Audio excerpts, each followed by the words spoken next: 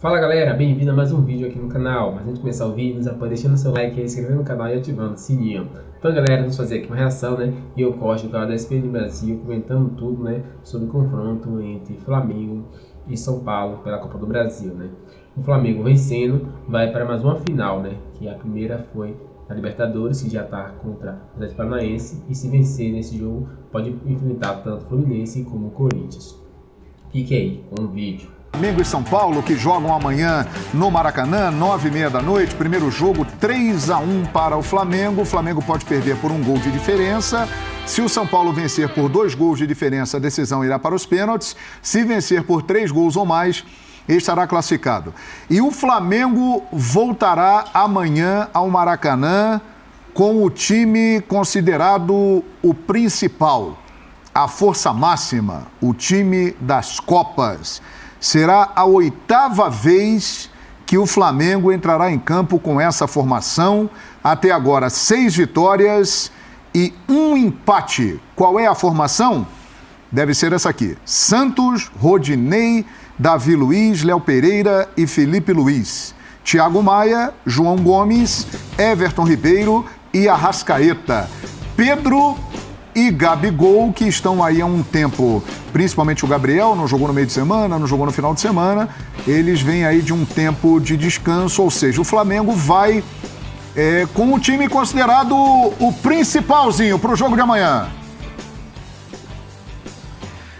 E assim, é o que se espera, porque o Dorival, ele nitidamente, né, deixou bem claro isso, que ele precisa de todo o elenco bem. Ele criou esse sistema do time alternativo, que é muito bom. Por isso o Flamengo está na frente aí, ainda sonhando com o título brasileiro, mesmo um pouquinho mais distante. E se ele poupou no final de semana, a maioria desses jogadores, né? O Everton Ribeiro começou jogando, depois saiu, o Arrascaeta entrou mais no segundo tempo. Pedro e Gabigol nem foram, né? Estavam suspensos, mas deixou Felipe Luiz de fora, jogou Léo Pereira e Davi Luiz porque não tinham jogado contra o Vélez. Então a minutagem diminuiu. Acredito que eles devam jogar assim também contra o São Paulo. E encarar com muita seriedade o jogo. O Rogério Ceni fez a mesma coisa. E o Rogério Ceni em desvantagem. Mas o Rogério Ceni foi muito feliz. Se eu tenho 5%, 10%, 20%, eu vou acreditar e vou até o final. No Campeonato Brasileiro não tem chance de ser campeão, mas na Copa do Brasil, um título que o São Paulo não tem, o Rogério Ceni optou por, num clássico tão importante quanto o Corinthians, poupar. Colocou mais no segundo tempo. Então o Dorival também está no mesmo caminho. Tem uma boa vantagem, não está garantida, porque contra o Vélez, que a vantagem era enorme, né? Eu estava lá com o Calçade. Ele teve essa atitude, manteve o time principal, o time A, na Libertadores. Então ele vai com força máxima, respeitando o jogo e principalmente o bom time do São Paulo. Assim, expectativa de um jogaço, porque tá todo mundo descansado e visando essa partida. E o Dorival, na sua gestão de grupo, até pelo aquilo que ele combinou com seus atletas, ele mantém isso. Pois é, e aí, Calçade? Olha, eu vejo assim, a atitude do Rogério Ceni correta, perfeita. Eu acho que se desistir e passar isso, você senta ali numa coletiva e diz: isso aqui já era. Você não pode ser treinador de São Paulo e de clube nenhum. Algum treinador que senta numa coletiva e diz que já acabou. Eu sei que é difícil e sei que quando você toma um 4-0, não é o caso, mas um 4-5, aí o discurso começa a ficar, né? Você parece louco, você falando o contrário. Mas você joga aí pela dignidade. O São Paulo é possível? É possível. Mas é improvável. Sim, entendi. Uma coisa é diferente da outra. Agora, no futebol, o Zinho passou por a vida dele todinha por questões assim, de jogos em que para muita gente era impossível, era improvável, o jogo já estava liquidado e ele saiu com a vitória dentro de campo. Então, assim, não se pode, minha visão, passar para os jogadores esse tipo de crença de que já era, hein? Vamos lá, vamos jogar, não vamos apanhar de muito. Acho que o São Paulo tem uma chance que é minúscula, mas é a chance que o futebol te dá. Esse negócio de futebol é complicado, né? Às vezes ele te engana.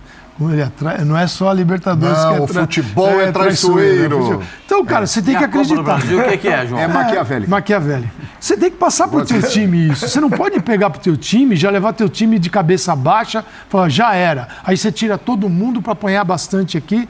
O brasileiro precisa melhorar? Precisa. Agora, eu, sou o Rogério, investiria o máximo que puder nas Copas. O máximo. Que é o jogo que o São Paulo pode acessar nesse momento. O Brasileirão não é mais para ele. E olha, Brilho, que ele começou o foco bem direcionado para o Brasileirão. Sim. E o Brasileirão foi esvaziando e... Porque na Copa Sul-Americana ele foi botando o time reserva, né? Sim. Porque as primeiras fases o São Paulo foi passando de barbada, né? Era pule de 10. O São Paulo era barbadaça no começo da Sul-Americana. Na Copa do Brasil veio que meio que assim, né? Veio meio que cambaleando, mas América chegou. Mineiro sofreu para passar. Não, E outros mais, né? não foi brincadeira, não. Depois foi lá, sofreu de novo para passar lá no Ceará. Não foi? Isso na Sul-Americana, né? Então, por isso que eu estou falando, tanto numa Copa como na outra. Existem dificuldades. Agora, o São Paulo sabe que ele não tem elenco e não tem time para ganhar Campeonato Brasileiro. Pascoal, em cima disso que você está falando, até para enriquecer os comentários dos amigos, hoje o Rogério começou a treinar no CT da Barra Funda e a equipe do São Paulo que deve jogar amanhã é a seguinte: Jandrei, Igor Vinícius, Diego Costa, Léo e Reinaldo, Pablo Maia, Rodrigo Nestor, Alisson e Patrick, Luciano e Caleri. Esse é o time do São Paulo, provavelmente. É o que tem de melhor em tese. Porque alguns torcedores vão questionar. A tese é legal, porque começa com o Jandrei no gol, né? Então, Jandrei, porque o Felipe Alves já jogou pelo pode. Juventude, a Copa do Brasil não pode atuar. né, a única opção. O Igor Vinícius, para mim, subiu de nível, tem melhorado, principalmente no apoio, na fase ofensiva. O Alisson foi um jogador muito importante taticamente contra o Atlético Goianiense, funcionou muito bem, ele e Patrick abertos pelo lado. Então, é um São Paulo que depende muito do Flamengo, de como o Flamengo vai se mobilizar para esse jogo. É difícil dos dois lados. O Calçade citou a situação do São Paulo no Brasileiro, é desconfortável. 5 pontos da zona do rebaixamento, com uma final de Sul-Americana pela frente, enfrenta 2 concorrentes diretos na próxima rodada, Ceará e Avaí. Então, é uma situação que inspira cuidados. E aí você vem de uma classificação sofrida nos pênaltis, desgastante na Sul-Americana, volta para o Brasileiro num clássico e mesmo com time misto, te exige. E para entrar com tudo, para jogar a Vera 100% no Maracanã... Está grandão, hein, Breisler? Porque ele tem 2 resultados que, os caras estão assim, ó o tamanho dos caras. Cresceram, Pascoal? Os caras estão assim, ó.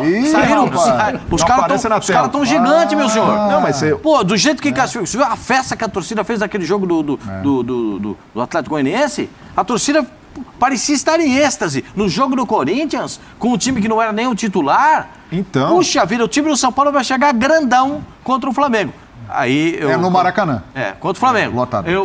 Ou menos pressionado, vamos dizer assim. Na minha cotação, é 85 para o Flamengo, 15 para o São Paulo. Então, até grande. Tem 15, mas é por... Até grande. Sabe por quê? Porque é futebol. E no futebol, as coisas podem acontecer.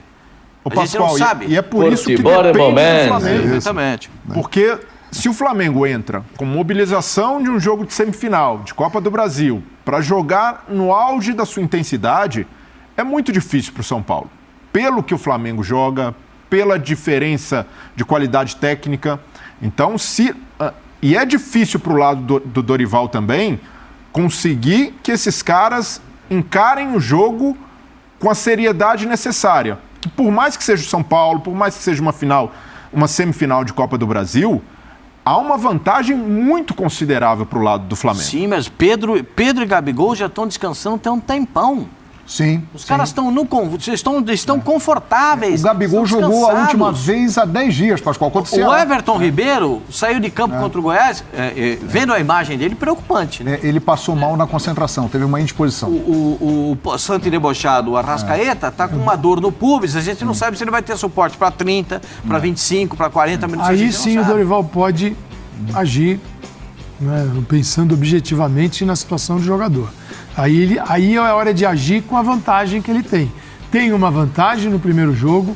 Passei para o meu time as mensagens de que isso é muito sério, tanto que vão os titulares. Agora, Arrascaeta, forçá-lo desde o início, vale a pena ou pode complicar um pouquinho a vida do Arrascaeta? Porque é o seguinte, ele tem que pensar em decisão de Copa do Brasil, que ele pode passar, tem tudo para passar, e tem decisão de Libertadores da América. Eu olharia lá na frente, a decisão da Libertadores, e venho aqui alternando as escalações do jeito que ele acha que deve fazer. E antes da decisão da Libertadores, se passar amanhã, 12 e 19 de outubro, finais da Copa do Brasil. Fala galera, chega mais um fim de vídeo aqui no canal. Se você gostou, nos apoie deixando seu like, inscrevendo no canal e até o próximo vídeo.